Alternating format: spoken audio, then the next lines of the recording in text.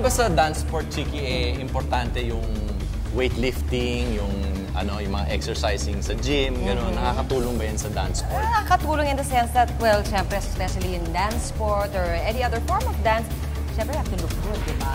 Pero more on more on toning, mga dumbbells lang para lang ma-define ng konti yung iyong mga muscles. Magandang cuts, pero wag yung nagpapalaki. Okay. Ewan ko sa'yo, sa mountain biking, nakakatulong ba yan? Nakakatulong din, siyempre. Lalo na kung yung mga exercise na gagawin mo, yung pampalakas ng mga binti. Oo nga naman, ano? Pero may isang sport kung saan lahat ng parte ng katawan ay dinedevelop at pinapalaki. Pero hindi ito dahil yung mga atleta rito ay into multisports o mga triathletes. Silipin natin ang machong mundo ng bodybuilding.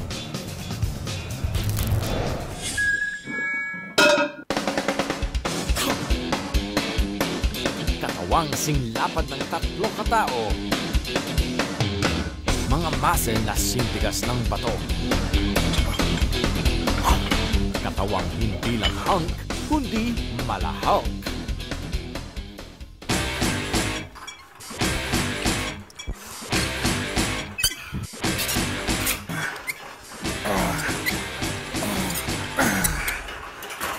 Bitin. Paggising pa lang, 45 minutes na jogging. Pagtapyas lang ng bilbil at taba. Kasunod ang isang power brunch. Yung carbs ko talaga hindi masyado mataas para hindi masyadong tumaba. Kasi meron na rin, may age factor na rin. Habang nasisira yung mga muscle fiber, lumalaki siya na lumalaki. With proper food intake, yung proper nutrients, protein nga yung kailangan. And of course, extra calories, marami rin pag nagpapalaki ka. Pagkakain, sa gym na niya ginugugol ang araw para magbuhat ng bakal.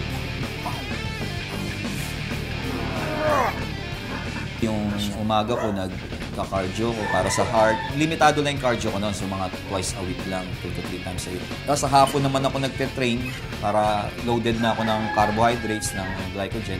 So may strength na ako sa workout. Ito ang kanyang buhay, 6 na araw sa loob ng 1 linggo. Siya si Roderick Jeric Ternida, ang pambato ng Pilipinas sa bodybuilding. Si Jeric ang kauna-unahang Pinoy na naging Musclemania World Champion sa lahat ng division neto. Nagsimula ang lahat bilang isang New Year's resolution. 20 taon na ang nakalipas. January 1, 1991, yung December 31, maaga ako natulog. Hindi na ako ng New Year kasi recorded ko talaga. So, naglagay ako ng diary.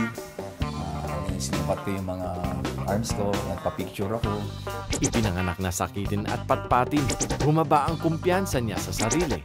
Ito ang malalim na dahilan kaya mas pinili ni Jeric ang bodybuilding kaysa sa hilig niyang basketball.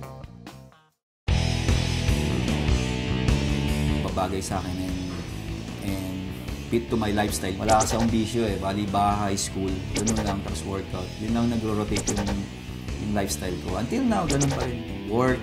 Workout, bahay, gano'n lang. Yung passion dito sa sports na to, ibibigay ko lahat. Gusto kong mag-world champion din kasi someday. Research ni Jeric ang lahat ng pwedeng malaman tungkol sa bodybuilding. Inalam niya ang mga tamang paraan para mapabilis ang pagpapalaki ng katawan. Nang naihulma na ni Jeric sa gusto niyang forma ang katawan, sumabak na siya sa mga kompetisyon. 1994 to 1997, I think, mga amateur days. Nalo ko mga Ginoong Novaliches, Ginoong Cavite, mga ganun. Tapos, I entered na yung Mr. Philippines noong 97. Medyo 6th place na ako noon. Then, naging second ako noong 98, 99. Until yung 2000, I become the Mr. Philippines na yun. 6 na beses hinirang na Mr. Philippines si Jeric. Pero muntik nang matigil ang kanyang karir nang madisgrasya siya sa pagbuhat ng 600 pounds na barbell, deadlift, nang walang strap. Akala ko, end of my career na. Sabi sa akin ng doktor, pa-MRI daw. Pero, takot ako magpa-MRI kasi baka makita ko pa yung damage ng muscle, mawawalan ako ng pag-asa. Pero nung 2007 kasi I had to defend my title. So nagte-training ako noon kahit na may injury ako. Pero talagang masakit. Sabi ko, yung ginawa ko noon, dinaretso ko na lang yung diet ko until na nag-heal yung yung torn muscle. No?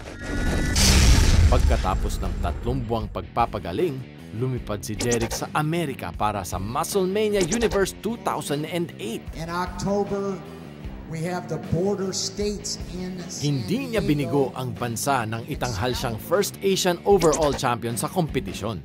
Nagstay pa ako sa Amerika no ng isang buwan. Lumaban pa ako ng NPC, National Physique Committee. So mas mahirap yung training doon kasi wala naman wala akong makakatulong, wala yung wife ko, wala. Tapos nakikitira lang din ako. Mas saka magastos dahil dollars yung usapan eh. So yun, nanalo pa rin ako ron sa welterweight. So sabi ko, napaka-blessing talaga sa akin noong 2008.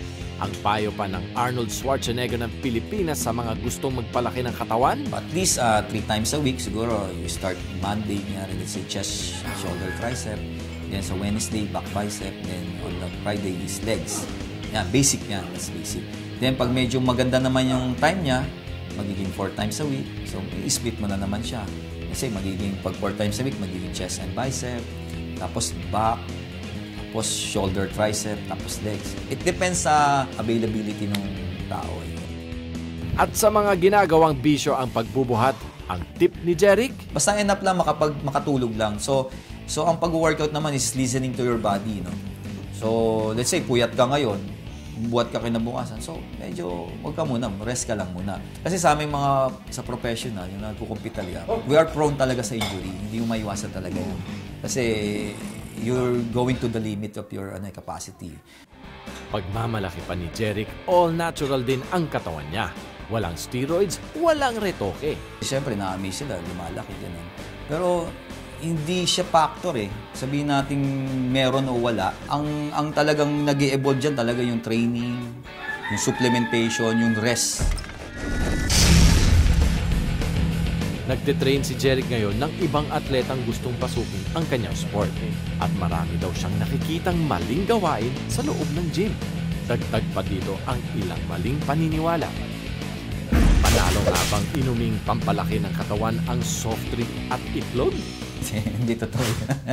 Hindi totoo yun. Nakikita ko nga sa pelikula yun. Ang magpapalaki ng katawan sa'yo, you have to work out, you have to sleep early, at least 11 o'clock tulog ka na dapat kasi nandun yung pinakamataas na melatonin natin, serotonin. Doon nagsisecrete ng, yun ang pinakamasarap na tulog, yung 11 to onwards. Ang lahat nga ba na nagwa-workout ay tumataba kapag sila'y huminto sa pagbuhat? Pag ang jeans mo, payat ka, papayat ka. Pag galing ka naman sa mataba, tataba. Nakakataba raw ang protein shake, lalo na kung natigil ka sa pagbubuhat. Kasi ang muscle is protein. So you need more protein, syempre. So yung mga protein shake, kailangan mo yan kasi hindi mo naman lahat makukuha sa pagkain. Eh. Hindi totoo yung tataba ka. Ang nakakataba yung carbohydrates and fats. Pero sa protein, pag hindi mo siya ginamit, pwede rin siya maging taba. Malayo na rin ang narating ng bida ng bansa sa bodybuilding. At oras na raw para ipasa niya sa iba ang kanyang mga natutunan. Sa mga gustong maging champion sa sport na ito, may huling hirit si Jeric. Focus muna nila yung nutrition saka yung pagbubuhat, schedule nila talaga at least 3 times a week tapos ang protein talaga mataas dapat. Para kay Jeric, ang lahat ay nagsimula sa isang simpleng pangarap ng isang batang patpatin at tampulan ng tukso. Since nang bata ako, dream ko rin yung makapunta ng Amerika eh. So sabi ko, this will be my ticket to America. Compete sa Musclemania World Championship. Basta gusto ko pumunta ng Amerika at gusto ko mag-champion.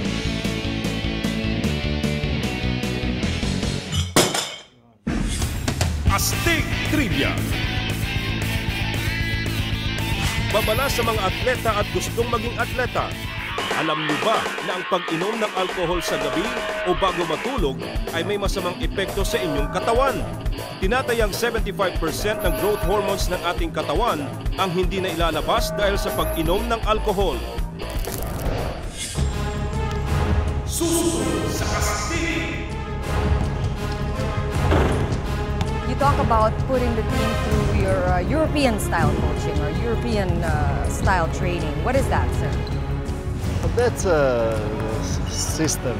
I think that Filipino players are so skilled and let's say for the national team in Philippines, they can play 50 players. 50 players even on the same level, same quality. It's just up to you what kind of players you need for the national team. I think that a little bit European games and what Iran did because they had 7 or 8 years in a row European coaches. They play more tactical games and they were more disciplined.